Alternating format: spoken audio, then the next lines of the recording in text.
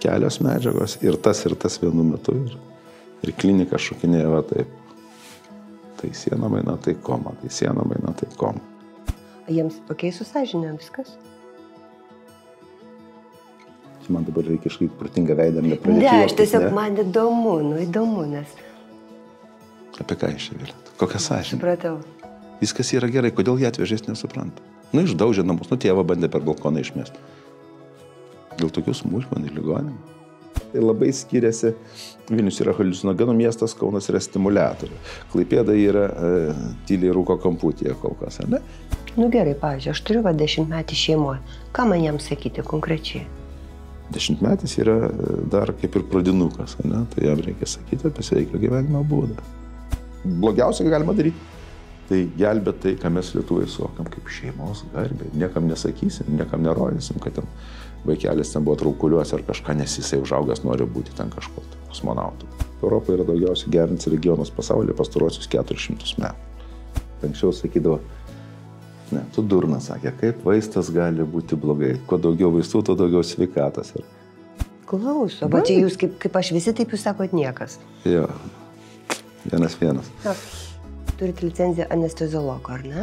Aš daug licencijų turiu. Daug, kai manęs klausė, Badaras nusipirko diplomą, jis nieko nesupranta. Sako, apie kurį šnekam? Kaip apie kurį? Aš turiu 4. Man įdomu, kai su ginčiais. Aš neinu pas nuobodžius žmonės, aš irgi renku. Man fain. Ačiū, Robertai, aš pabaigsiu tada. Toksikologas yra tas žmogus, kuris geriausiai žino, kada vaistas tampa nuodu. O kaip yra iš tiesų, netrukus paklausiu savo puikaus pašnekovo, profesoriaus Roberto Badaro. Robertai, labai ačiū, kad jūs atėjote. Man labai smagu jūs matyti. Labai diena. Ir aš norėčiau pradėti nuo temos, kuri man yra iš tiesų, man yra labai baisi. Aš nelabai suprantu apie toksikologiją nieko, tik aš suprantu, kad jūs gelbė žmonės iš labai rimtų situacijų. Ar toje srityje, tose situacijose jums yra kas kelia nuostabą, kas dar sutrikdo ir suneramina? Gelbėjom užsiminėję gelbėtoją, mes paprastai gydom, tai yra šiek tiek skirtingi dalykai.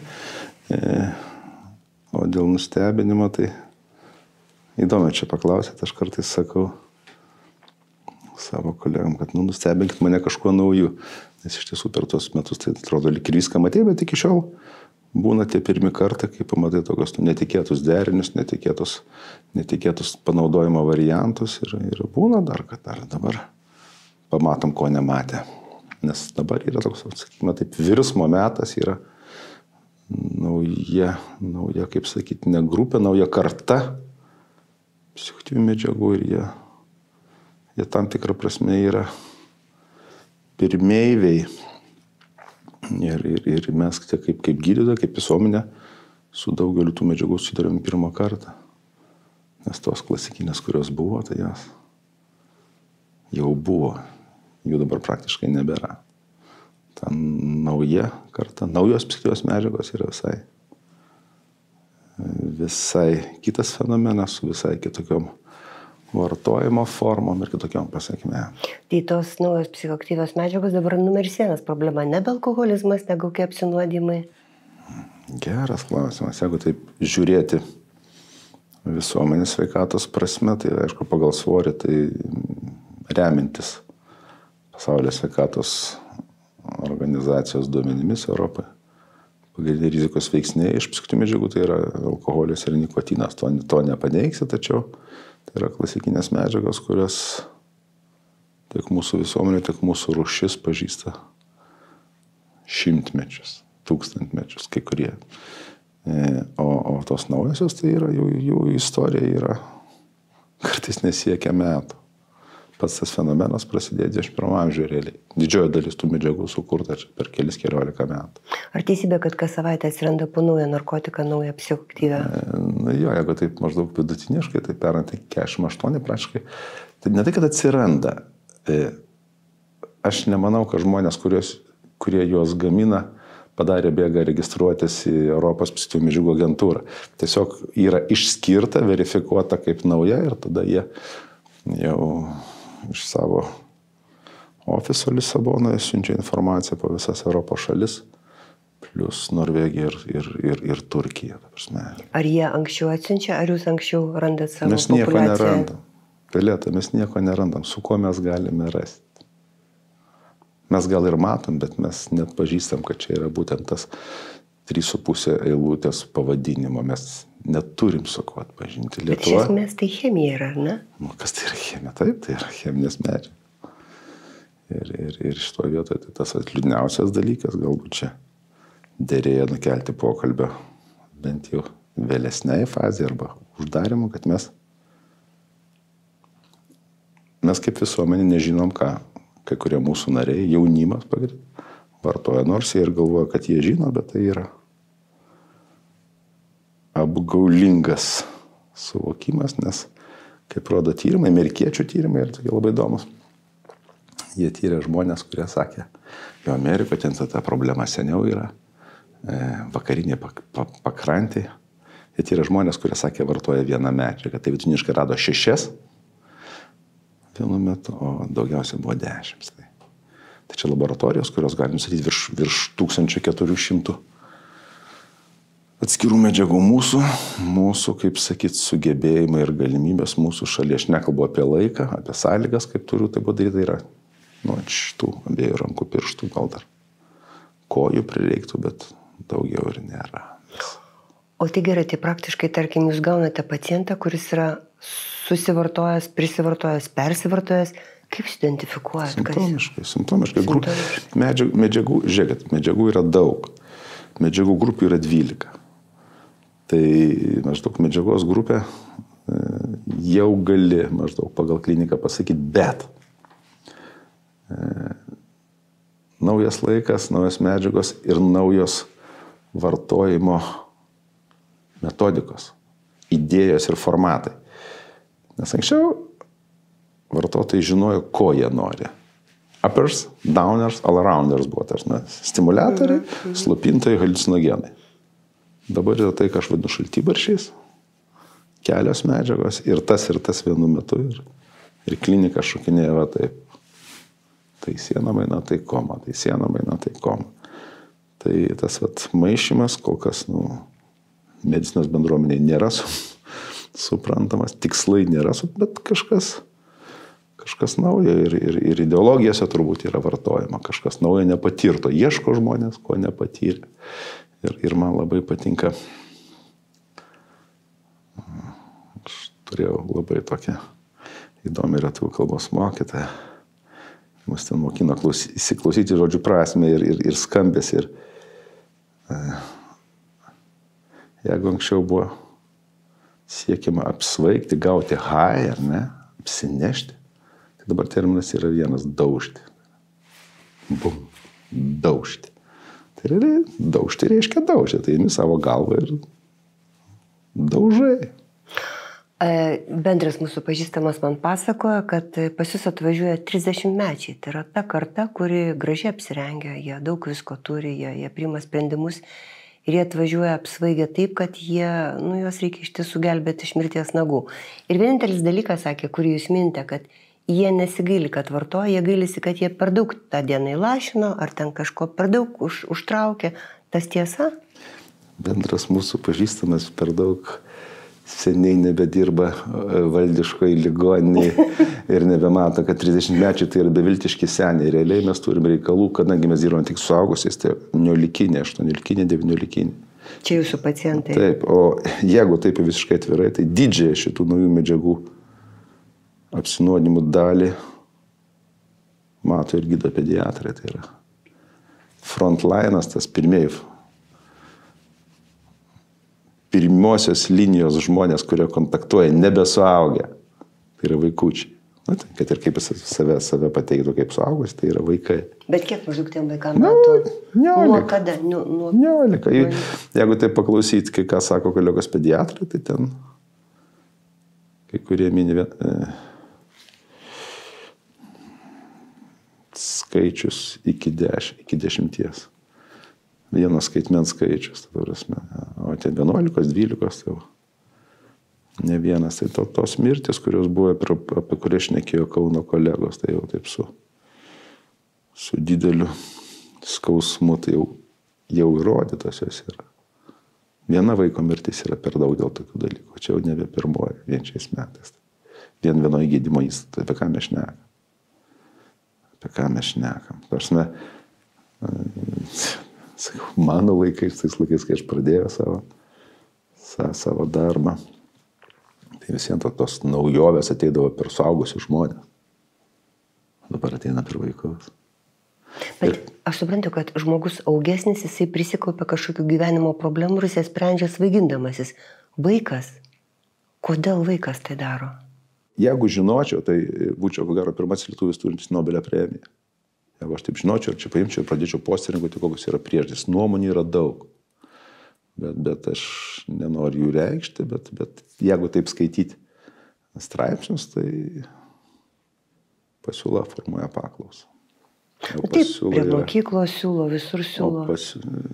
Užmirškit tuos tiesioginius kontaktus, viskas eina per tą dėžutę, kurias liepėte pasidėti prie kuprinės. Telefonus turi galvoje, ne? Taip. Ir netgi ne per paštomatus dabar, pagal koordinatės ir taip toliau. Bet čia ne mano sritis, aš nenoriu čia pasakot, kaip man atrodo, ką aš iš pacientų girdėjau. Gerai, mes to nenagrinėsim. Bet man dar rūpi mane domina ta grupė 30-mečiai. Nu, jie visi vartoja, sakė, nevartoja alkoholio. Jie visi kažkaip svaiginasi kažkokiais būdais. Reikėtų vengti apibendrinimų visi, niekada, tu visada taip. Ne visi. Tie, apie kuriuos man pasakoja visi. Violeta, aš jūsų paklausiu. Vienas iš dabartinių tokių politikos apžvalgininkų vartoja tokį terminą Vilniaus burbulas, rašydamas vaccinated, educated. Jeigu išgirstai linkėjimą, aš tą žmogų labai gerbiu. Kad jūs suprastumėt, kiek jisai turi įtakos jums, aš jūsų paklausiu vieną dalyką. Dviejų dalykų. Ir jūs jau abu klausimus atsakysite blogai. Pirmas klausimas. Kiek procentų saugusių pasaulio žmonių yra niekada nevartoja alkoholio? Nu, maždaug, guess. Nu, kokie 20? Nu, drąsiai, 43. Bet drąsiau negu bet kas. Nustebinat. Kiek procentų pasaulio saugusių žmonių yra skrydę lėktuvu? 60% tikrai. Nepilni 4%. Tai vat, kai jūs sakot visi, tai yra jūsų visi. Ne? Ne visi. Ačiū Dievui, ne visi. Ačiū Dievui, ne visi, bet tikrai neproporcingai daug. Ir jeigu ten pagal tuos tyrimus, kur tyrė nepilnamečius, ten RSPAT ar HBSC tyrimai čia, vienas, kitas, trečias, tai Lietuva arba pirmauja, arba antrauja Europai pagal nors kartą bandžiusių vartojimus. Tai alkoholis išstumtas. Ne, mes kalbame apie nelegales. Apie nelegales medžiagas. Nes alkoholis ir tabakas su tam tikrais apribojimais yra legalės. Mes kalbame apie nelegales medžiagas. Skirtingos metodikos, skirtingos imtis, skirtingos organizacijos, kurios vykdo apklausas, rezultatai. Mes čempionai. Kodėl? Ne manęs klausk. Nu, gal dėl to, kad mes gerai gyvenam iš esmės. Pagal kainas mes Šveicarijoje beveik. Sunku būtų ginčytis, taip pat mes pagal Pasaulio banko statistikai, mus priskiria berods tai F6 grupiai turtingiausių pasaulio šalių. Žinau, kad čia mane dabar turbūt nori trečdalis lietuvių nužudyti, bet aš tiesiog cituoju protingų žmonės. Čia ne mano nuomonė. Na ir gerai, pavyzdžiui, atvažiuoja pas jūs tokie 30-mečiai, kurie savo ratelėje ten kažką, nežinau, aš net nežinau, kaip jie vartoja, rūko, geria, ten leidžiasi, ką daro. Kokios būsenos būna toks? Gal pas mus tai dažniausiai neatvažiuoja, dažniausiai atveža. Atvažiuoja pas psichiatrus, pas psichoterapeutus, galbūt ten pas Vilniaus centrą pas mus. Į Respublikinę Vilniaus universitetinę ligoninę, toksikologijos centrą žmonės patenka tada, kada yra, dažniausiai patenka tada, kada yra ūmi sveikatos būklė, krizė. Arba pavojus sveikatai, arba pavojus gyvybė. Tai, kad dabar pasikeitęs formatas, iš tiesų alkoholis, nenumaldomai vartojimas mažėja, tas džiugina, bet keistai tam kontekste atrodo kalbos, kad kol buvo alkoholis, nebuvo šitų. Tikrai, jeigu mes liberalizuosim alkoholį, tai nesumažins to tvano, kuris dabar užplūdo ir Europą, ir Ameriką, bet Amerika labai sėkmingai tos dalykus sprendžia. Europai pavienė šalis bando kažką daryti. Mes kol kas taip mirksėdami stebim. Bet kokiu jie būsenų atvažiuoja tie žmonės, juos atveža? Įvairiausių. Arba tai būna sąmonės slopinimas iki komos, arba tai būna psichozė, arba tai būna ritmo sutrikimai, arba tai būna būklės po gaivinimo. Kai vienas, pavyzdžiui, jauna pora, dviese pavartoja ir po to ne vaikinas, o vyras gaivina savo sutuoktinę, klinikinė mirtį atvežė.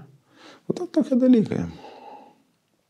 Sako, mes ne pirmą kartą tą patį vartojame, bet žiūrėk, kaip čia dabar gavosi, ką man vaikams sakyti. Tokių dalykų yra buvę. Rekreacinis vartojimas, protingi žmonės, išsilavinę. Bet sako, tai keista, visą laiką buvo gerai, dabar negerai. O žiūrėkit, tie žmonės, jie, pavyzdžiui, vartodami, jie sugeba po to nutarti, kad aš jau nebevartosiu ir išeisiu. Ar jie sugeba išeiti iš to po to? Dažniausiai taip.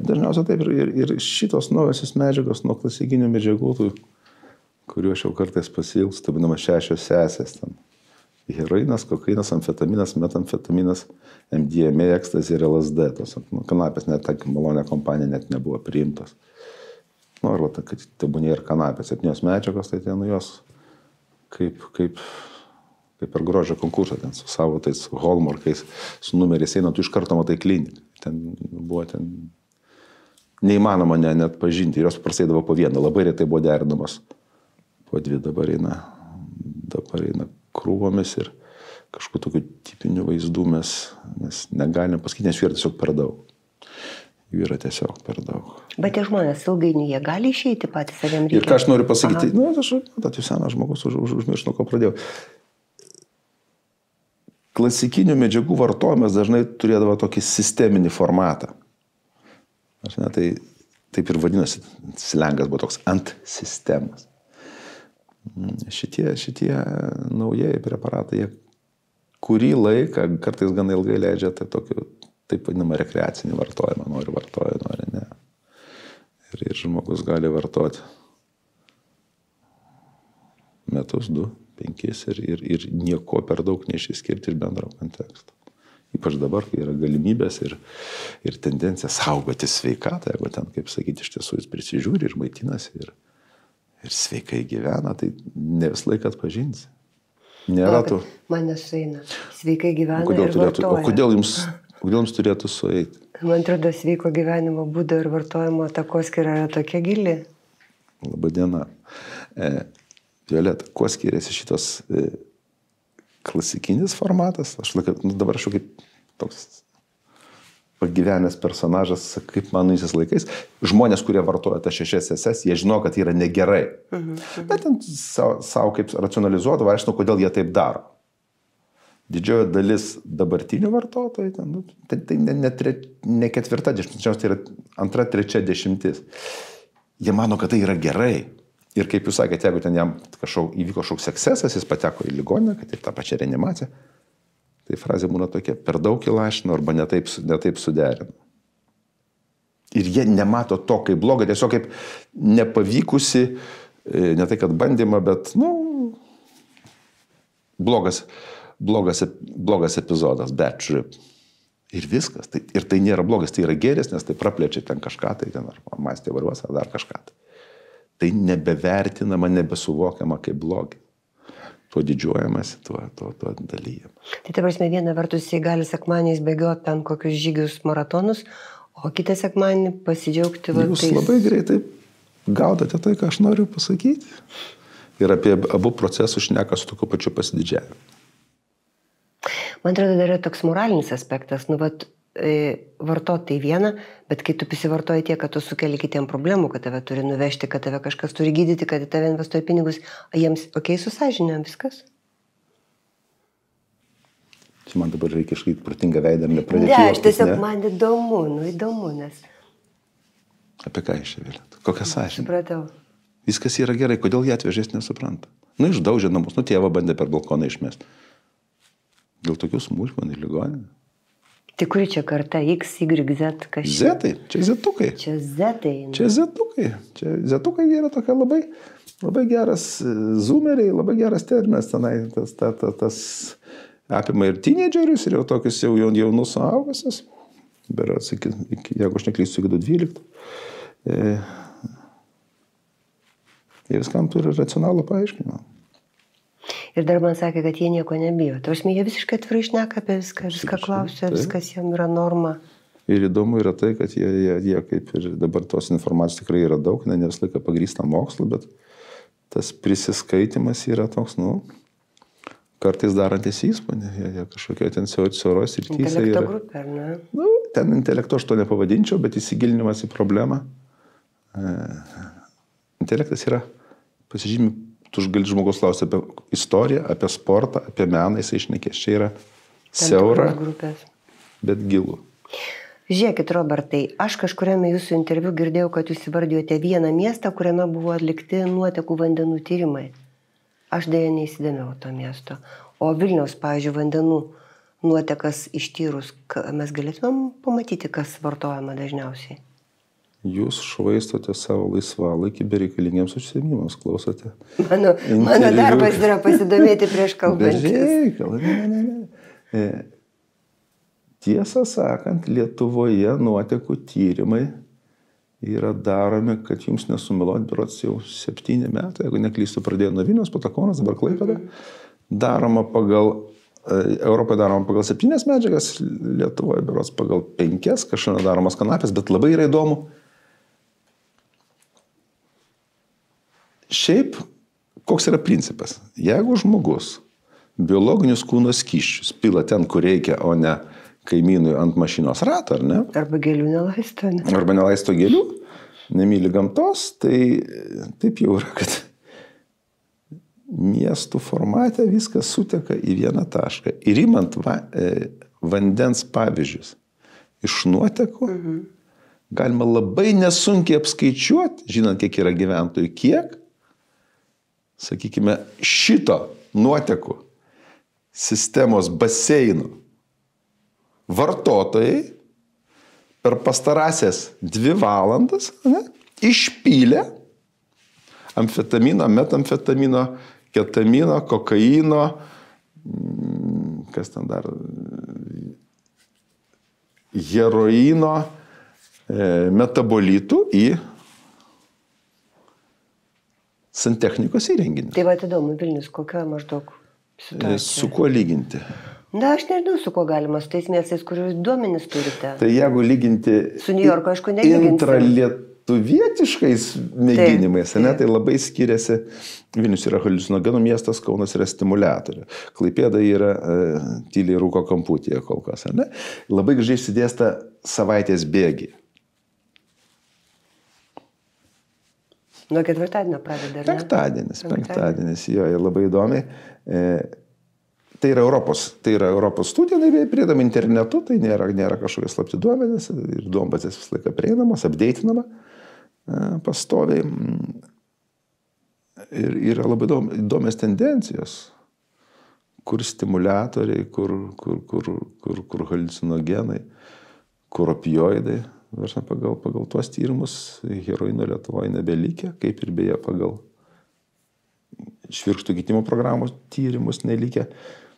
Ir stimuliatoriai yra centrinės Europos, tai sakykime Čekija,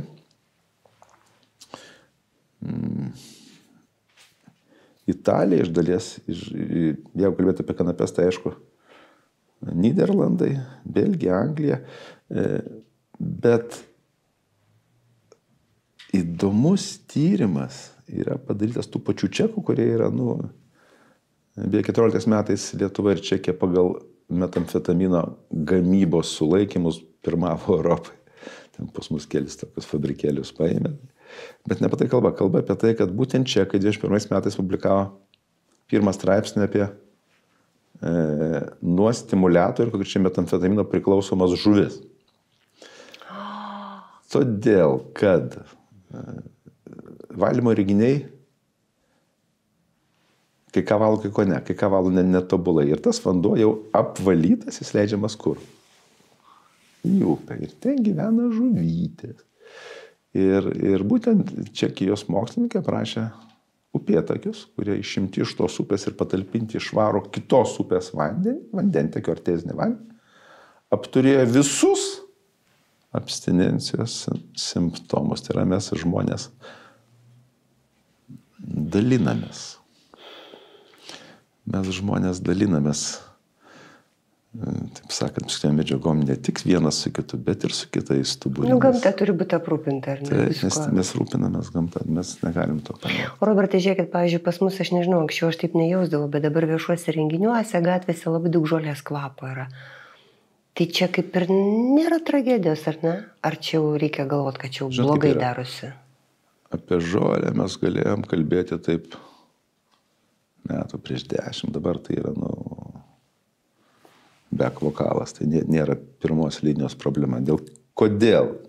Taip, tai yra pagrindinė medžiaga, dėl kurios Europai kreipiasi į skubios pagalbos skyrius. Mūsų ligoninė dalyvauja toj Euroden programoje, mūsų centras dalyvauja ir mes ten pastoviai siunčiam ataskaitas, gaunam, taip sakant, duomenis ir ruošiam su kolegom publikacijas. Bet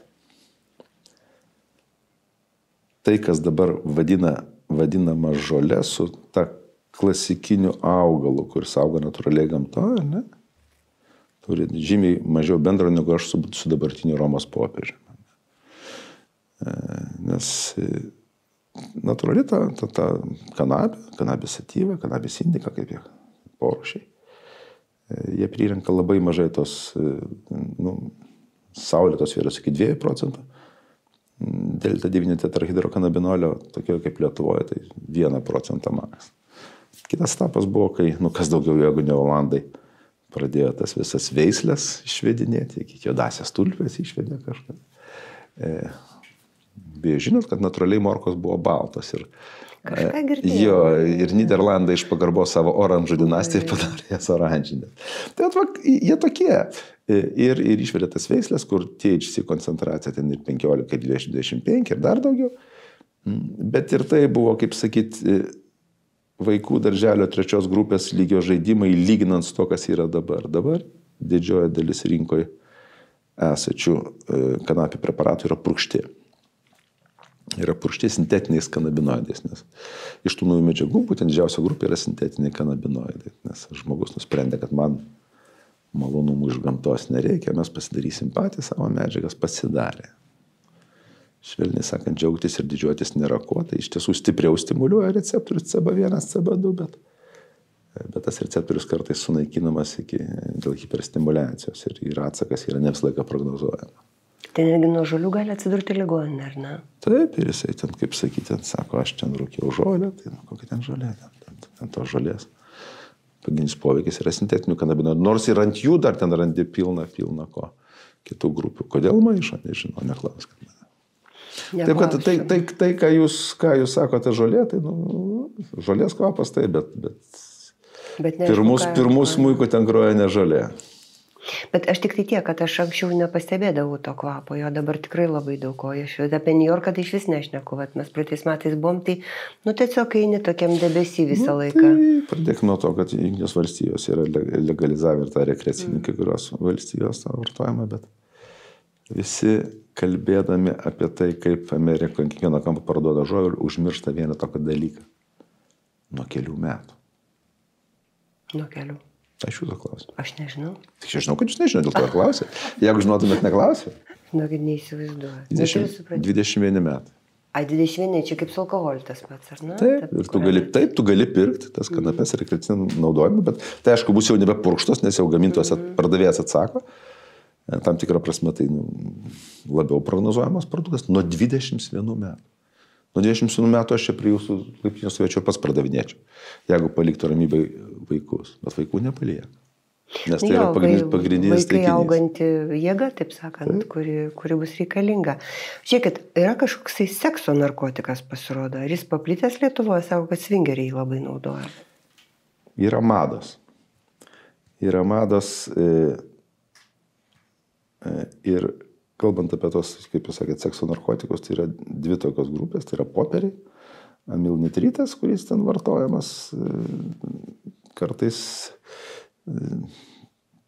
pojūčiam paaštrinti, yra tas chemseksas, vadinamas ten stimuliatorių mišinys. su amilnitritu ir gamma hidroksibutiratu ir yra toks trečias segmentas, date rape drug, tai yra pasimatymų metu naudojami. Jo. Tai apie kurį šnekat nežinau, bet yra, ten vartoja, bet vėlgi prieš 15 metų buvo labai daug amilnitritų, po to išnyko, dabar vėl sugrįžta. Realiai kažkokių stebuklų, ypač kai tos naujos medžiagos pasirodė, visi galvoja, kas čia dabar bus, bet kaip 12 grupių, taip 12. Nu taip, nebe 50 sintetinių kanabinoidų, 260 su viršum, bet grupių daugiau neatsiranda. Jau dabar po truputį galim maždaug įsivaizduoti, bet su verifikavimu yra liūdesys, bent jau Lietuvoje, tai mes čia turim tokią, sakykime taip, gūdų 20 amžiaus baigimą į 10-metį su diagnostika, tai yra mes naujų medžiagų nedengiam, aš tam drąsiai sakau, tai jau 10 metų, niekas manęs neklauso, gal ir gerai. Mes nežinom, ką vartoja mūsų jaunuoliai. Tai, kad nežinom, yra pusė bėdos, mums nerūpi. Jūs kalbat, kaip valstybė mums nerūpi, ar ne? Kaip institucijoms? Man buvo labai neramu, kai mano vaikai į mokyklą, aš bandžiau pasakoti mokytojams apie tai, kad reikia kažkokią prevenciją daryti. Pažiūrėjo mane taip, kaip mano, kai kurie mokytojai mane žiūrėdavo, taip kaip į durnelį. Ir nieko nesakė. Po to, kai jie mažesni, mažiukai, tada jau iki šiol aš dar su jais bendrauju, dar nuvažiuojam, paskaitau. Negali žmonių kaltinti, kad jie nematė to, kad tu matė dėl savo darbo specifikos, bet reikia suprasti, kad yra kaip burbulai tokie. Galbūt ne socialiniai, gal amžiaus, gal gyvenimo būdų burbulai, kur jie yra toj pačioje erdvėje, bet jie nesusilieja. Ir tai, ką žino bet koks penktokas, mokyklos direktorius nebus girdėjęs. O žiūrėkit, jūs sakote apie prevenciją. Kokia prevencija geriausiai veikia ta grupė, kuri vartot gali arba vartoja? Čia vėlgi mėgėjiškumas būtų iš mano pusės šnekėti, bet yra labai skirtingi prevencijos principai skirtingiams amžių grupėms.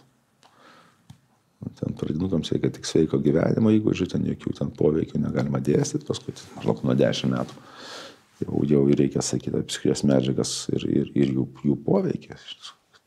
tą poveikį, ne tą poveikį, apie kurį, kaip sakyti, rašo socialiniai tinklai ir pokalbiai, bet iš tiesų tai medicina ir tyrimais paremta poveikį, kaip yra iš tiesų, tos dalykus reikėtų aiškinti. Bet... Gerai, pavyzdžiui, aš turiu 10-metį šeimoje. Ką man jam sakyti konkrečiai? 10-metis yra dar kaip ir pradinukas, ne? Tai jam reikia sakyti apie sveiką gyvenimo būdą. Ir čia aš jums nepatarsiu. Bet jisai, pavyzdžiui, man pasakė, kad jam gatvėje siūlė saldainių. Jisai išdidžiai pasakė, aš atsakiau, nes aš žinau, kad negalima imti.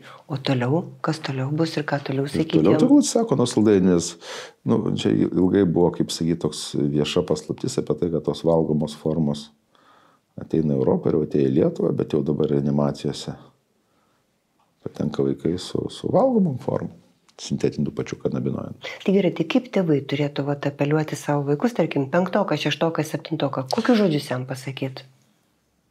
Žiūrėkit, kiekvienas dirba savo darbą. Yra mokyklose socialiniai darbuotojai, visuomenės sveikatos specialistai, kurie tos dalykus daro profesionaliai. Bet ką aš tėvam galiu pasakyti? Tai 2 dalykus. Pirmas, nuskambės kvailai, bet aš nebebijau atrodyti kvailas. Pirmas, bent jau nepirkite elektroninių cigarečių savo vaikams pripūsti nesąmonę apie tai, kad tai mažesnė žala ar dar kažkas. Bent jau šito nedarykit, nes iki šiol dar tėvai sėkmingai toliau perka elektroninės cigaretės, nes pasiskaitė ten, kur vis mokslinė, kaip sakyti, enciklopedija socialiniuose tinkluose apie tai, kad tai yra puikiai priemonė rūkymo prevencijai.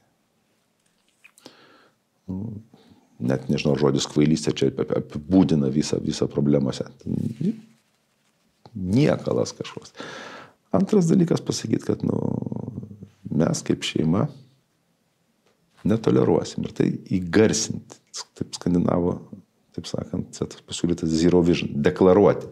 Ne pagal nutylėjimą ir supratimą, bet pasakyti, jeigu tai bus, mes tikrai darysim visą, kas, kaip sakyti, yra mūsų valia.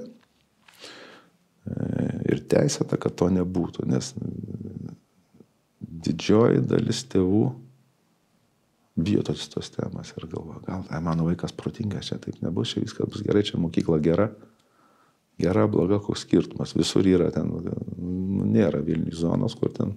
Bet Robertai, atsiprašau, dar grįžkim truputėlį prie to, kad mes darysime viską ir kad čia taip nebūtų. O ką viską gali tėvai padaryti? Telefoną atimti, pinigų neduot, ką dar gali tėvai padaryti?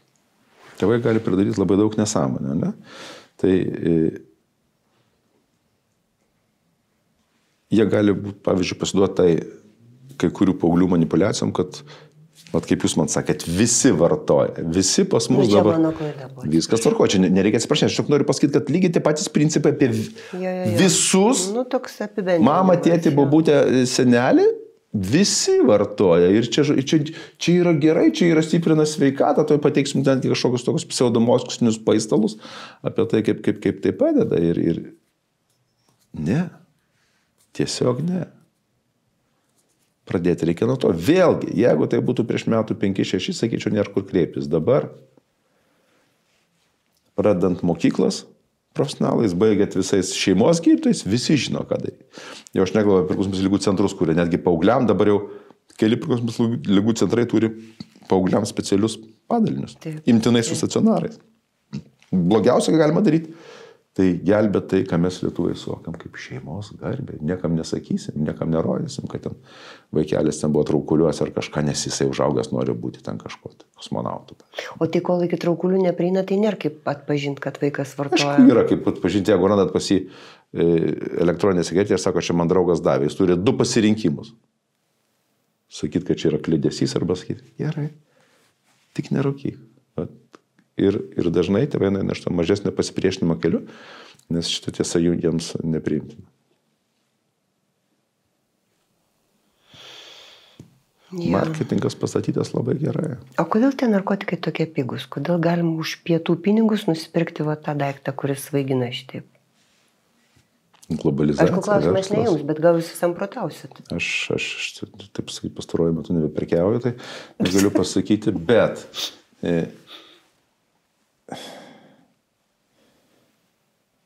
tai yra masinė gamyba, tiražuojamas ir praktiškai konvejerinė gamyba.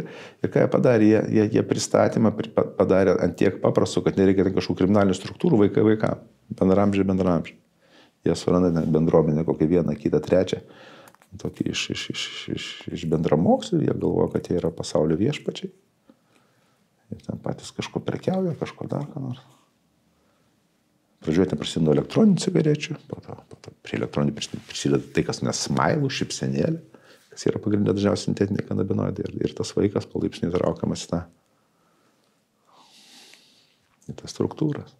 Nors dabar, aišku, to užsiminėjau jau kriminaliniai, sulaiko po keliolika, bet vis vien finalinis vartotojas gauna dažniausiai ir savo bendramžį. Tos jau kaip mažmeninė prekyba. Nu, aš šneku tai, ką girdėjau iš pareigūnų, aš to vietą visiškai... Bet tai jūs vis tiek ekspertas šitą sritį. Ja, mes jau šnekėjom, kas yra ekspertas pagal Romočio Prinsko apibrėžimą. Tai yra žmogus, kuris šitoje srityje padarė visas įmanomas klaidas. Tai aš jau daug kartų esu, taip sakant, apsikvailinęs ir ko gero dar būsiu apsikvailinęs, bet po truputį tos neigiama patirtis, greičiau duoda suvokimo prablaivėjimo tokio negu teigiamą patirtis. Robertai, pasukim link senos temos. Alkoholio, degtinytės. Ar Lietuva išgeriantis kraštas vis dėlto? Jūs pradžioje pasakėt, kad iš esmės taip, bet tai, kad turbūt tik tai periferija geria, ar ne? Ar alkoholis dar turi? Nereikia susiaurinti problemos iki Lietuvos. Šiaip Europoje yra daugiausiai gerintis regionas pasaulyje pastaruosius 400 metų. Ir tai buvo, taip yra ir panašu, kad tai bus. Ir žiūrėkit visas statistikas, visas pasaulio sveikatos organizacijos, ką norit, kad ir kaip kas šnekėtų. Žiūrint į tos pastarųjų metų tyrimus pagal pasaulio sveikatos organizaciją, pagal ES suvartojimą, Lietuvos suvartojimas pastoviai mažėja, nors kaip profesorius Veryga pritaikė pasaulio sveikatos organizacijos principus, tos 3 best buy, reklama, prieinamumas ir mokesčiai. Čia nei jisai sugalvojo, nors nei kaltina, čia profesorius Rehmas iki jo buvo 10 metais tos principus suformulavęs, be keletą kartų buvęs Lietuvoje. Jis čia turėjo mokslinį projektą ir man teko garbė poroje dalyvauti. Ir tas vartojimas mažėjo, tik per COVID padidėjo, nes per COVID didėjo visur vartojimą, nes žmonės skatino. Nu ką sėdėjo, ką daryti? Jo, tai per COVID didėjo alkoholio suvartojimas, smurtas šeimoje, skirybos ir gimstamumas. Nu, aišku, ko žmonės užsiėmė. Geria, mušėsi, skiriasi ir dauginasi. Čia elektros nebuvo panašiai. Jo, tai dabar vėl toliau mažėja. Ir ten, kai jisai buvo ten žaidinėjamas, ten ir būtais nebūtais dalykais, bet jisai, stiprus žmogus, psichiatras vis dėlto, tai jis rėmėsi mokslu ir parodė pavydėtiną tokio mokslininko ištvermę. Ir tai suveikia, dabar Lietuva, kaip pavyzdys priemonių įveiklinimo yra šita patirtis pristatyta Lancet žurnale, tai yra aukščiausio reitingo medicinos žurnalas ir ten, kaip sakyti, Baltijos šalių ir Lenkijos patirtis. Mes startavom iš blogiausios pozicijos ir per 20 metų nuėjome geriausiai. Nemažiau kaip 6 šalis, tame tarpe ir ta Latvija, kuria čia mus visi stato. Pavyzdžiui, dabar pradėjo jau įvedinėti panašius apribojimus. Kai kurios turi, bet dabar būtent pagal tą formatą, pagal tuos 3 pasaulio svarbiausius principus. Best Buy. Best Buy yra priemonė, kuri investavus 100 eurų išgelbėjo vienus sveikus gyvenimo metus. Tai čia labai pigi kaina. Įvairiai čia kovoja škotai, pavyzdžiui, padina pigiausio alkoholio kainą standartinio vieneto iki pusės svaro. Tai yra tos, kur apatinėje lentynoje stovi ir džiaugiasi, kad per 2 metus išgelbėjo 146 škotus, nes kontrolinė grupė pasiėmė savo geriausius draugus anglus ir matė, kad pas juos mirštama, o pas mus pradėjo mažėti. Tai yra toks rodiklis kaip žala litrui. Žala litrui labai skiriasi socialiniams visuomenės grupėms, kurios turi pakankamai pajamų ir tos, kurios paskutinius arba prieš paskutinius pinigus leidžia alkoholį. Jis turi rinktis arba valgyti, arba ten taisyti sveikatą, taisytis dantis, arba gerti. Jis pirmiausia prioritetų sudėlioja visiems žinoma tvarka. Kai žmogus gali viską sau leisti, jisai turi mažesnį poveikį sveikatą. Ir tie dalykai yra įrodyti.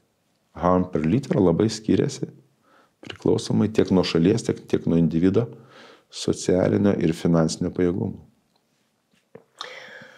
Tai gerai, tai reiškia vis tiek gerai Lietuva, ne? Po truputį mažėja iš tiesų. Ir net nežinau, po truputį, praktiškai vos ne po pusę litro alkoholio per metus mažėja ir taip ženkliai. Ir tendencija yra visiškai aiškiai pastaru. Ir tie patys ekonomistai, kurie sakė, tikrai nesuveiks. Aš netgi taip susirinkęs turiu interviu, tas, kuris rėgia, kad Verygos priemonės neveiks, po šių metų sakė, taip veikia, bet ne dėl to, kad Veryga kažką čia padarė, nors Verygos buvo išėjęs, jis kažko ten užkliūva. Bet tiesiog taip jau susiklostė aplinkybės ir žvaigždės ir meteoritai, kad pradėjo savaime. Na, ekonomika visą laiką mane žavė kaip mokslas, aš esu 2 ekonomistų sūnus ir 2 ekonomistų tėvas, bet nieko nesuprantu, bet tai yra, bet kuriuo atveju tai yra mokslo sritis, kur gali gauti Nobelio premiją už diametraliai priešingus teiginius, visą mano pagarbą. Tai va tiek. Bet Robertai, žiūrėkit, pavyzdžiui, alkoholio temoje, tarkim, bet yra tų labai daug žmonių, kai kurie sako, aš ne alkoholikas, nors iš tiesų turi problemą. Ar yra šansas tą, kuris nepripažįsta savo priklausomybės, paversti nebegeriančių ir sveikų žmogų, kol jisai nepripažįsta to? Kai pripažįsta, aš suprantu, kad yra. Sakydavo, o prasmė šitiek statistikos yra labai įdomi. Mes turim suprasti, kad priklausomybė nėra kaip nėštumas. Čia nebuvo, už 5 minučių jau yra, ar ne? Taip. Nėra juoda balta. Ne visą laiką yra, ar ne? Aš ne apie tai. Okay. Kiekviena medžiaga, jinai turi pagal tarptautinę klasifikaciją taškas 1, apsvaigimas, žalingas vartojimas, piknaudžiavimas, priklausomybė, ne? Amerikiečiai labai gražiai vadinasi SUVs, Substance Use Disorders, medžiagų vartojimo sutrikimai, ne? Ir piknaudžiavimas ir žalingas vartojimas maždaug apie 12-13% saugusios populiacijos. Priklausomybė 4-5. Tai priklausomybės yra žymiai mažiau. Tai yra višnaitė ant torto. Beje, yra labai įdomus socioekonomija tokie paskaičiavimai, kad būtent piknaudžiaujantis ir žalingai vartojantis asmenys visuomenė kainuoja brangiau negu priklauso. Kaip čia suprasti reikėtų? Nežinau, aš ne ekonomistas, jau sakiau. Bet tiesiog aš cituoju žurnalus ir labai mokslinius žurnalus, kurie yra paskaitos, anglai čia darė tos tyrimus, kad būtent jau priklausomas, jau taip, kaip sakyti, pasitraukęs į pašalį visuomenės ir ten, kaip sakyti, savo... Bet suprantat, bet jeigu statistika gyvent, tai kaip ir nieko išeina, bet kai atsiranda tas vienas priklausomas šeimoje, pavyzdžiui, tai yra tragedija, 5-6 ir ko gero 2 žmonėms, 20 žmonių tragedija. Tai kaip... Šitoje turi 2 mokyklos, europietiška ir amerikoniška, ne? Amerikiečiai yra pragmatikai, ką jie dabar savo politikai rodo. Europiečiai yra tokie svajotojai daugiau, menininkai. Amerikiečiai turi savo pagrindą tokią mokslinę instituciją, kuri pasaulyje yra numeris 1.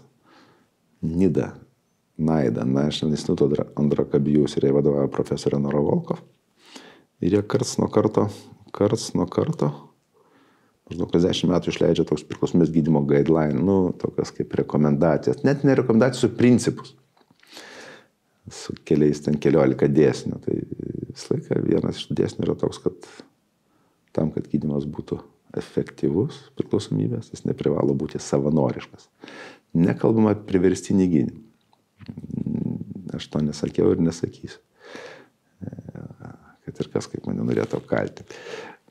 Bet vis laiką žmogui yra duodama galimybė rinktis. Ir amerikiečiai tą sistemą turi nuo 89 metų, taip drug court sistema, kai žmogus, jeigu padarė teisėtvarkos pažeidimą dėl psichotinių medžiagų, jam ten pagal tam tikrą atrankos sistemą, tam tikros komisijos sprendimų, vieną kartą per gyvenimą leidžia rinktis gydymą vietoj įkalinimo. Vieną kartą, iki 3 metų.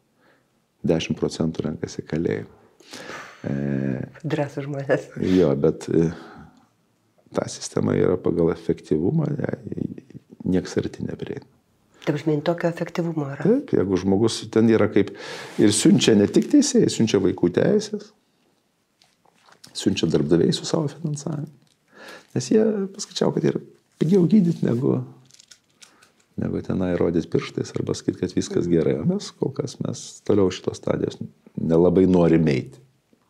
Nors gydymas, pačių priklausomybių gydymas nėra sutinkas dalykas. Aš čia pasakiau, galbūt čia daug šoks man į gomurį, bet galiu ginčyti su bet kuo. Tai aš noriu pasakyti, kad priklausomybė pats gydymas nėra sudėtingas.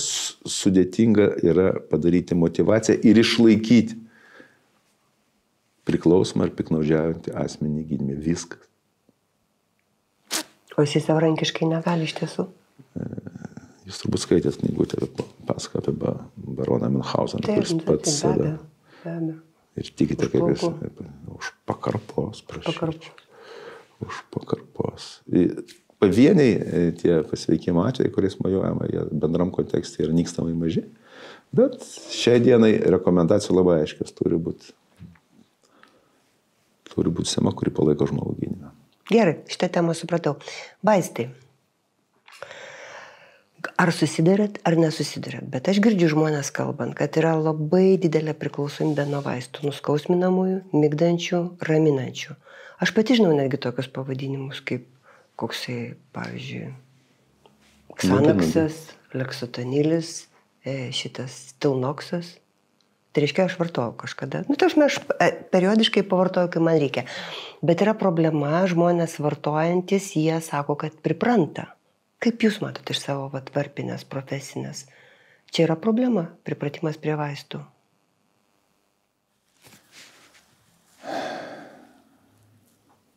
Ne, tai nėra problema, tai yra didelė problema. Tai yra didelė. Jo, ir tai, kad jau tauta po truputį pradeda šnekėti, rodo, kad iš tiesų yra tiek didelė, kad anksčiau sakydavo, ne, tu durnas, sakė, kaip vaistas gali būti blogai. Kuo daugiau vaistų, tuo daugiau sveikatos. Ir tas suvokimas, kad vaistas gali būti vartojamas gydymuose, tai lietuvio sąmonė yra visiškai nepriimta. Nes tik Lietuvoje yra toks, kaip sakyti, dalymasis vaistais. Ne? Man padės ir tau. Imk vaikelį.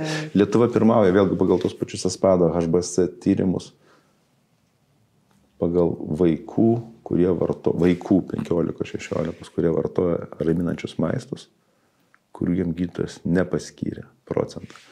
Europai 9,2 procentai, mes 20. Kas 5 vaikas gauna raminančių vaistų iš ko? Iš draugelių. Kokių draugelių? Ne, iš ko? Iš kur pas draugelius vaistais? Spėkit antrą kartą. Iš ko? Mokytoja... Iš tėvų? Nu, taip. Patys tėvai duoda. Bet, kaip, aš galiu pateisinti, pavyzdžiui, jeigu vaikus... Nereikia teisinti. Aš tik pavyzdžiui pasakysiu, kaip aš suprantu. Tikrai nes nepavyks. Teisinti nepavyks. Čia žmogus turi būti labai pasitikint savimi ir B, patologiškai nepasitikint sveikatos apsaugą, kad paskirtų vaistus. Tai yra, kodėl tada neina, pavyzdžiui, vaikšto žmonės į kirpyklą? Žirklės turi, veidrodį turi, tai karpasi. O vaistą paskirti, tą, kuris padėjo man arba kaiminė iš 3 laiptinės paprašyti ir paduoti vaikui. Čia yra, jūs advokatavote iš tam reikalą. Ne. Pasamoningai. Jūs nematote bėdos. Aš bandžiau išspręsti problemą paklausdama. Neišspręsit. Pavyzdžiui, jeigu vaikus skauda galva, tai ką, aš turiu eiti į polikliniką ir prašyti, kad ten paskirtų ibupromą, ar ten ibuprofeną, ar kažką? Nemaišykit piršto su kitais dalykais. Mes pradėjom kalbėti apie raminančius vaistus. Apie raminančius. Ir nuskausminančius palikim, kol kas jų nelietėm. Mes kalbam apie raminančius vaistus, kurie turi labai didelį priklausomybės potencialą. Ir aš kalbu būtent apie raminančius vaistus. Okay. Už tuos neadvokatausiu. Labai gerai. Panašu, kad pabiškiai susitarė. Susišnekam. Ir tas suvartojimas jau po 2 mėnesių praktiškai terapinės dozės duoda fizinę priklausomybę raminančią. Yra labai gražus atliktas tyrimas Lietuvos jaunųjų gydytojų sąjungos, jaunųjų psichiatrų sąjungos apie suvartojimus kiekius. Vidutinis suvartojimo laikas Lietuvoje yra 83 mėnesiai, kai rekomenduojama 2. 2 ir 83. Tai kažkur 40 kartų daugiau. Bet vėlgi, jeigu žiūrėt pagal sunaudojimą ant galvos, tai mes ten estus latvius lenkiam maždaug 3. Kodėl? Todėl mes labai norime būti ramus. Tuo tarpu depresantai, kurie yra, kaip sakyt, kurių daugiausia vartoja laimingiausios pasaulio skandinavų šalis, pas mūsų suvartojimas yra 3 mažesnis negu aplinkinių valstybių. Aš ne dėl ko, aš jums pasakysiu iš tos populistinės apačios. Tik kad antidepresantų bijo visi, nuo jų storėja. O uspakojoncų nebijo. O uspakojoncų nebijo. Tu išsimiegoji ir eini vėl dainuodamas. Lietuva drąsi šalis šito netimsi. Ir ne veltui mes buvom paskutiniai pagonys Europai. Mes turim kažkokias bazinės tiesas, kurias ginam, kaip sakyt, kaip Lietuvos nepriklausomybė. Ir joks tenai mokslas mums jų neišmuš. Nes mes žinom, kaip yra. Tai gerai, Robertai, tai kiek galima vartoti? Tarkim, gydytojas paskyrė, aš nekalbu apie savarankišką pasiskyrimą, paskyrė gydytojas vartoti kokį nors, pavyzdžiui, raminantį vaistą, dėl to, kad ten kažkas tai nerimas ir taip toliau. Kiek laiko galima vartoti? Violeta. Kas blogai su šitais vaistais? Blogai, kad jie iš tiesų puikiai veikia, jeigu skirt tiek, kiek reikia ir tokią dozę, kokią iš puikiai veikia. Bet tada atsiranda pagunda. Jeigu man veikia, tai koks asilas man gali pasakyti, kad man dabar nutraukti juos, nes jie gali pradėti augti toleranciją. Kas klauso Lietuvoje medikų? Niekas neklauso. Klauso, bet jūs, kaip aš visi, taip jūs sakot niekas. Jo, 1-1. Gerai, klauso mažumą, nes visi turi socialinius tinklus, kur viską gali patarti. Sako, jeigu padėjo, tai padėjo. O gauti dabar, susivesti, pirksiu ten tos susiveskite ir jums išmest parduodu likučius, telefonas bus tas pats, kur pastaruos 7 metus, normaliai, tiesiog atviruose Google Search, aš nekalbu socialinės, taip sakant, tinklus ir visa kita. Yra savitar pagalbos grupės, kurie padeda viens kitam. Bet kokia bėda su šitais vaistais? Bėda su šitais vaistais yra ta, kad dabar tas pats Europos psichinių medžiagų centras siunčia ataskaitas apie padirbtus vaistus. Jeigu perki internete, tai Europoje labai daug padirbtų vaistų, kuriuose yra ne tik, pavyzdžiui, kalbant apie benzodiazepinus, yra ir opioidai, ir tokių opioidų, kurių geriau nevartoti. Tai gerai, tai vis tiek aš suprantu, kad dalis žmonių vartoja ir vartos, dalis vartoja ir nebevartos po šito jūsų pasakymo, bet iš tiesų, kiek yra sveika, kiek laiko yra sveika ir galima nusiraminti.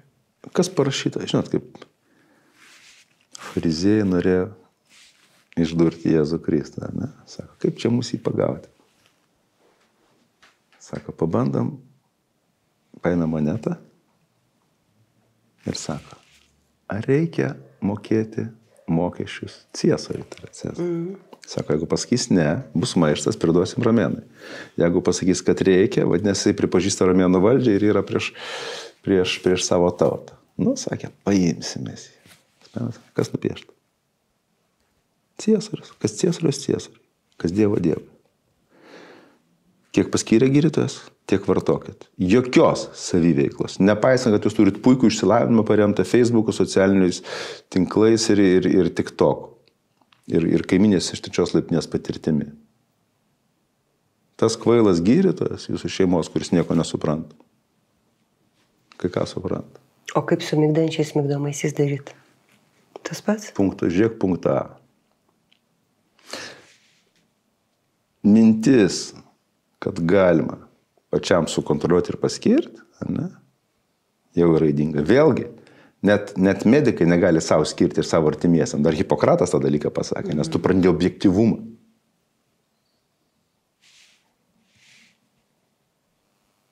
Supratau, atsakymas yra. Dabar žiūrėkit, dar labai įrodant tema apie, jūsgi kartu turite licenciją anesteziologo, ar ne? Aš daug licencijų turiu. Kai manęs klausė, sako, Badaras nusipirko diplomą, jis nieko nesupranta. Sako, apie kurį šnekam? Kaip apie kurį? Aš turiu 4. Sakau, pirkau 3 vieną. Tai kas anesteziologija? Jo, yra anesteziologija, yra... Toksikologija? Jo. Bet pirmą man nupirko mano amžiną pilsi tėveliai. Tai yra medicinos gydytojas. Kauno medicinos gydytojas. Baigiau 89 metais. Tai va to, sakau, neįreskit. Kitus tikrai pirkau ir man dėl to negėda. Anesteziologija. Dar atsimenat, dar praktikuojat kažkiek? Aš mažai dabar planai praktikuoju kaip gydytojas, aš viršininkas. Gerai, bet gal viršininkas atsakys tokį klausimą. Turbūt nepaslaptis, kad žmonės dažnai bijo narkozės, kaip sakoma. Ir bijojimo pagrindas yra tas, užmigsiu ir neatsibusiu. Ir vakar, aš kadangi ruošiausi tam interviu, ten pasivartau visokius šaltinius ir vienam video šaltinį, išstojo daktaras visas su visais tributais ir sako, žmonės, nereikia, jeigu jums nereikia operacijos, neikit, nesioperuokit, negydykit dantų, nieko nedarykit. Anesteziologija yra toks baisus dalykas, jums gali pradurt trachėją, jums gali ten suleisti per daug tų dujų ir taip taip. Nu, tai jūs pasakykit man, kaip čia dabar yra. Ir viskas tai yra tiesa. Rimtai? Kai pradėjo veikti pirmosios mikrobanginių šitų krosnelės, kažkoks amerikietis įsigudrino išdžiovinti kačiuką, kuris ten iškėpė, ne? O, čia krestomatinis atvejis. Ir dabar jis sako, kad nedžiovinti kačiukų. Medicina yra, kaip sakydavo mano mokytas, gamyba be garantijos. Visą laiką galimos dažnesnės ir retesnės komplikacijos. Ir jeigu ta komplikacija yra galima, jinai turi būti įrašyta į procedūros aprašą arba į vaisto aprašą. Net jeigu tai 1 iš milijono. Ne? Taip gali. Tai tarsi jūs patvirtinat, kad anesteziologija... Tai yra labai rizikingas mokslas, iš tiesų, ir reikalingas labai didelės kvalifikacijos patirties ir drąsos. Beje, rytoj Lietuvoje prasideda Baltijos anesteziologijos ir reanimatologų kongresas. Ir tai vis laiką susijęs su labai didelė atsakomybė. Taip, ir kartais pati procedūra, bet kartais gali žmogui operaciją daro ne dėl to, kad jam tiesiog norisi kažkam padaryti operaciją. Daro dėl to intervenciją, kad yra kažkokia sveikatos problema ir pati sveikatos problema negydoma. Bet yra ir operacijų, kurios daromas tik tai dėl kraujo, dėl kažko. Taip. Ir kai kurios, nedidelis procentas jų baigėsi komplikacijom. Čia jums vėlgi mūsų bendras pažįstamas gali pasakyti. Gali, bendras labai daug gali. Dar žiūrėkit, kadangi biškai padragavau su dirbtiniu intelektu ir pasiklausiau, ko aš turėčiau paklausti profesoriaus Badaro. Žinokit, kokių įdomų klausimų jis prigalvoja jums. Prašom paklausti, kas pavojingiau, veipas, cigaretė ar stikliukas degtinės? Jis yra labai Jis darosi nuobodus, tas dirbtinis intelektas. Jis yra visiškai prognozuojamas. Ir kol kas, kad ir ką man sakytų, jis nekuria. Jis sistematizuoja tai, ką randa. Taip. Tada aš pasakysiu patarlę. Iš dviejų blogybių. Protingas žmogus renkasi mažesnę, kvailas didesnę, išmintingas nei vienos, o kai kurie personažai abi. Ne? Jeigu žiūrėti šiek tiek moksliškiau, Homo sapiens kaip rūšis su alkoholiu bendrauja, remiantis naujausiais archeologų tyrinėjimais apie 9000 metų. 4 kart daugiau negu Kristaus, laikas. Jo. Neolitas. Su tabaku bent jau europiečiai, 1492, kai Kolumbas parvežė Amerikos gyventojai 8000 metų. Beje, atėjo ne iš Šiaurės Amerikos, iš Brazilijos. Tai, ką jūs pavadinote veipais ar dar kažkaip, tai yra šių dienų kažkoks tai produktėlis. Ne? Mes ne tai kaip rūšis, mes kaip individas nespėjom prie to. Mes nežinom, kas bus po kelių metų su jais. Pasižiūrėkit, kas dabar. Tai įvairiausios komplikacijos, kurios lenda ten. Kokios, pavyzdžiui? Ten aš tik tai skaičiau vieną kažkokią plaučiai gabaliukais pasidaro. Jo, ten yra kelios priežastys yra būtent dėl tetrahidrokanabinolio, dėl vitamino E, kurį dėjo tikėdamėsi kažkokių benefitų, jisai pasirodo, ten pažeidžia plaučių audinį, po to dėl diacetilo, kuris padaro tos popkorno plaučius. Mirčių yra ir jos aprašoma. Net mirčių yra. Jo, ir ten vidutinis patekusių ligonio amžius 21, vaikų darželis praktiškai. Amerikiečiai su to sudūrė pirmieji, jie pirmieji ir aprašė. Taip kad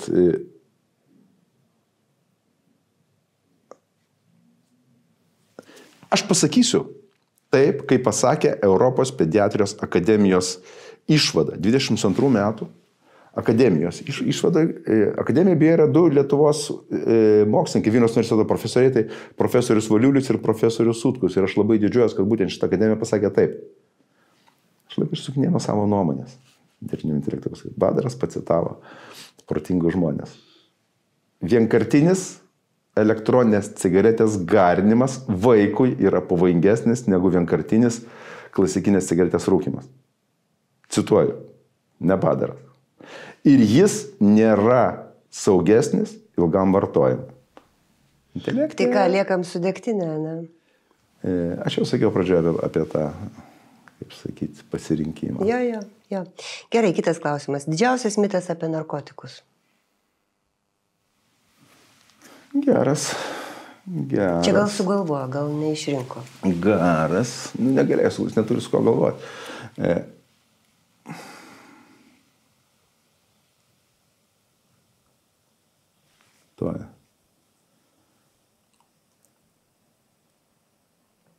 Aš manau, kad ne tai, kad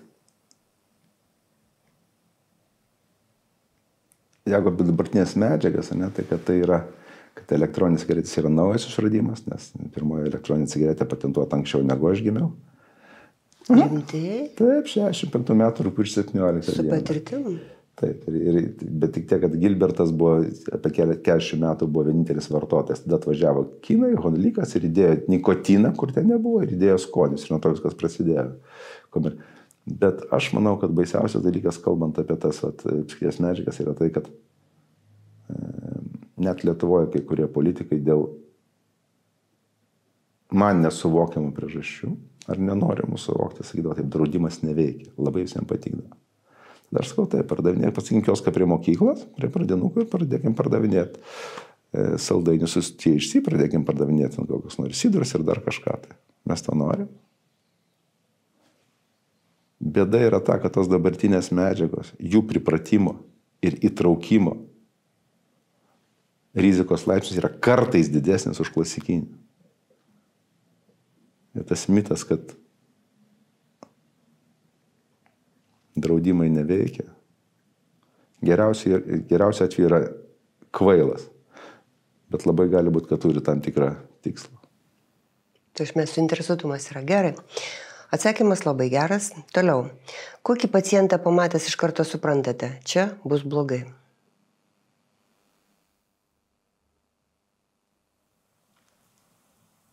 Būna tokių pacientų. Man kažkas yra pasakas apie tai, kad tais laikais, kaip aš dar buvau vaikas ir vežiodavau į cirką, būdavo meškos važinėdavo ant šitų. Ant tų dviratukų, ar ne? Dviratukų, ja. Dabar taip žvėrių tyčiotis nebeleidžia. Ir kažkur skaičiau straipsnį apie tai, kaip... Nes būdavo meškų mokyklos ir Lietuvos Didžiojo kunigaikštystėje buvo meškų mokyklos, kur ten mokindavo jo šokti ir taip toliau. Tai pasirodo, visas meškas galima kažko išmokinti, ar tai šokti, ar tai dviratukų važiuoti. Vienas greičiau, kitas lėčiau. Vienas labai lėtai kai kurias. Bet buvo 5% meškų, kurios nieko neišmokdos, todėl kad jos būdavo kvailas iš prigimties meškos. Nemokytinas, ne? Kvailas meškos. Tai dabar aš taip sakau, aš dirbu 35 metus, ne? Panašu, kad iš tos 5%, kurie nemokyti, nepataiko. Sen aš su tai, kaip yra blogai, daug matai ir iš to ateina tai, kas vadina patirtis. Ir meluočiau, jeigu sakyčiau, kad visą laiką atspėja, ar kad visą laiką išgrytų žmonės, kuriam bus blogai. Bet kartais būna taip, kad jis jau lygtai ir labai gerai čia aš jaučiuosi, čia aš to važiuosiu, bet matai, kad yra tam tikras simptomų derinys, kuris rodo blogą prognozę.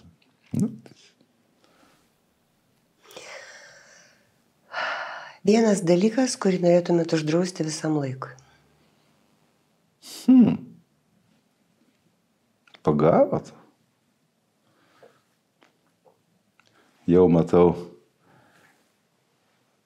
kaip sakyti, informacijos priemonių komentaras. Šitiems tik viską uždrausti.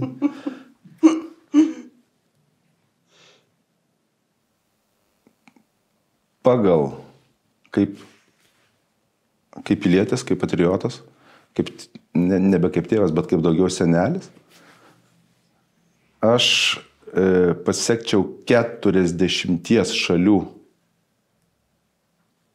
pasaulyje pavyzdžių. Jos yra uždraudė visiškai elektroninės cigaretės, bet čia dabar visi sakys, kad negalima. Gerai, tebūnie. Pasiekim Belgijos pavyzdžių, kurį nuo šių metų sausio 1 uždraudė vienkartinės elektroninės cigaretės. Tai yra tuos flomasterius, kurie pagal spalvą, skonį, kvapą vilioja nepilnamečius. Supratau.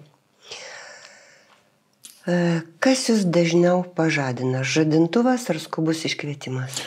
Nebėra pas mane skubių iškvietimų, aš jau nebebudžiu kelis metus, bet budžiu keletą kartų per mėnesį telefono konsultacijose, apsinuo informacijos biure, valstybinė vaistų kontrolės tarnyboje. Tai dažniau vis dėlto žadintuvas. Puiku, ramesnis gyvenimas. Jeigu staiga visi narkotikai būtų legalūs ir reikėtų vieną įtraukti į universiteto studijų programą kaip praktinį kursą, kurį pasirinktumėt ir kodėl? Narkotikas yra tokia... Vėlgi, kas yra narkotikai? Jeigu taip žiūrėt grinai pabrėžimą, tai yra opioidai. Tada nei vieno, bet jeigu psichoaktyvias medžiagas, praktikos kursų, tai aš gero, jeigu tai būtų neišvengiama, tai rinkčiaus tikrai ilgiausiai su homo sapiens kaip rūšis bendraujančias medžiagas. Arba tai būtų šiuo atveju nikotinas arba etanolis. Etanolis tai alkoholis, ar ne? Taip, tai būtų labiausia prognozuojama eiga ir labiausia, kaip sakyti, perdozavimo atveju labiausia prieinamas ir klasikinis gydymas. Ok, paskutinis. Pati liūdniausia ir pati linksmiausia profesinė jūsų gyvenimo diena? Linksmiausia diena buvo 1990 metų gegužės 30 dienos.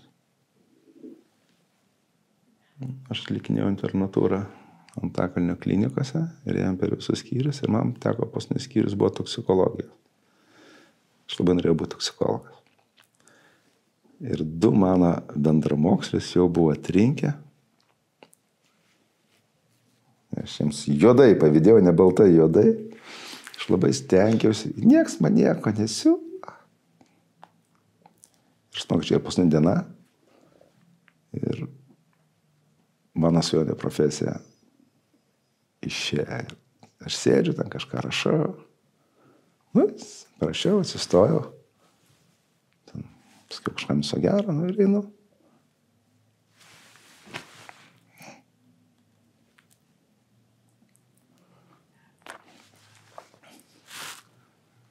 Prie durų atsidaro durys, eina šefas, amžinatilsį. Nu, ką sakė? Išsigandai. Toks buvo žmogus Rynas Antanas Jovaiša ir mane priėmė. Aš pats laimingiausia profesinė diena mano buvo. O liūdniausia?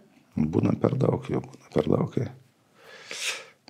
Kad ir ką sakytų, ten, tai, kad ten medikai mėgaujasi mirtim, ar ten jie nereaguoja, tai čia nereaguoja.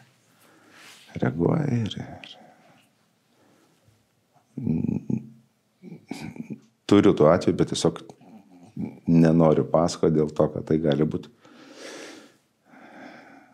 labai atpažįstam artimiesiam, bet yra buvę tokių labai skaudžių. Tai jis pasakas su jie su mirtim. Tai prie to negalima priprasti. Paklauskit bet kurių žmonių, kurie daugiausiai dirba su mirtim, ar ne? Dažniausiai yra reanimatologai arba onkologai. Ne chirurgai, kad ir ką jie sakytų. Niekas nepripranta. Aš linkiu, kad būtų tų dalykų mažiau pas mus ir labai ačiū, kad atėjot, kad skiriat savo brangų laiką. Mes tikrai turėjom ilgą, turiningą pokalbį. Gal kai kur netai paklausiau, visus visais išvadinau, bet ir jūs nieką nepavadinat. Bet šitą kaip įdomu, man įdomu, kai pašnekovas reaguoja ir mes galime pasiginčyti, nes dabar aš dabar turiu Vilniaus universitete didžiausią srautą, turim tokį didžiausią srautą irgi psichologinės medžiagas dėstame tiems šešiesiems ten. Baisiausia yra, kai auditorija sėdi ir tyli. Ir anksčiau tai būtų ginčiai, 200 studentų, tai 400 kaip kada būtų. Šokinėja ten, sako, tu čia durnas, nusišneki, pradėt mojuoti kažkokiam knygelėm. Įdomu, vyksta veiksmas, o dabar sėdi tokie politkorektiški ir tyli. Tai man įdomu, kai su manim ginčiais. Aš neinu pas nuobodžius žmonės, aš irgi renkuosi. Man fain. Ačiū, Robertai, aš pabaigsiu tada. Aš žinau, kad aš neturiu iš tiesų ką pridurti dėl to, kad profesorius Robertas Badaras yra ta enciklopedija, kurią vartyti labai pravartu. O kad jūs nepamirštumėte to, ką sakė, jums tiesiog verta atsisukti į šitą laidą nuo pradžių, nuo vidurio, kur jums patogu, kur įdomu, visos temos yra sužymėtos. Perduokit šitą žinią kitiem, pasidalinkite šiuo interviu, nes jis vertas laiko ir klausimų. Mes atsisveikiname ir viskas bus gerai.